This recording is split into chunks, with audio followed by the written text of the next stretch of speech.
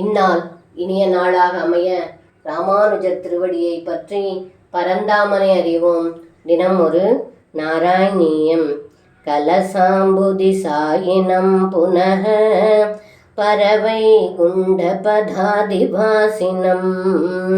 ஸ்வபுரஸ்ச நிஜார்பகாத்மகம் கதிதாத்வாம் நததர்ஷ சாமுகே.